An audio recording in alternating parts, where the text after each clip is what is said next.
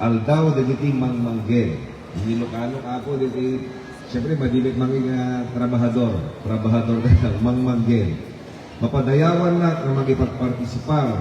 Kadeto'y very meaningful na job fair itang aldaw nga yuswat iti Department of Labor and Employment in collaboration with PESO, PG, and City. On this day, we honor the hands that build the nation. Today is a tribute to the resilience and dedication of workers across the country. As we take a break to recharge, let's reflect on what this day means. Nagyaman kayo kanigili mangmangged, workers are the backbone of progress. This day also highlights struggles for fair wages, safe workplaces, and job security. It's a reminder that advocacy for workers' rights must continue to be worked out. Let us thank our workers and to everyone who is here hoping to be a part of the backbone of our community. All of you are looking forward to be considered in the positions you all aspire to have. It is a commitment to be productive and to be a part of the advocacy to advance our beloved city towards progress and development. To all of you, our dear applicants, and to all our workers, may you have the spark that would light up to inspire the whole Lawagenyo community.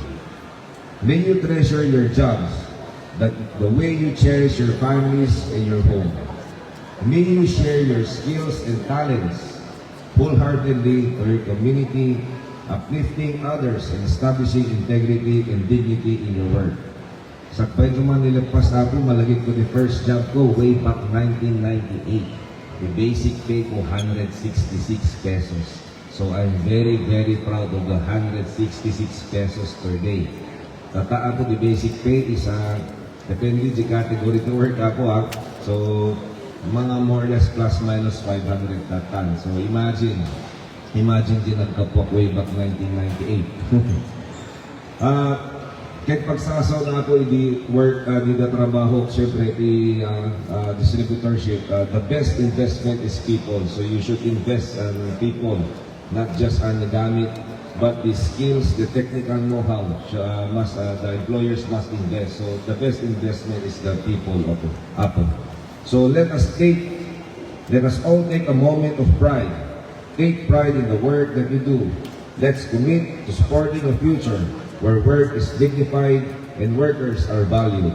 Our respect to the labor that shapes our world. Diyos kagina ni Bagabigatiwanan. Maraming salamat po, Mayor Brian, para po sa inyong very inspiring and encouraging words. Kung meron po tayong tatay ng City of Lawag, edi syempre meron ding nanay ang ating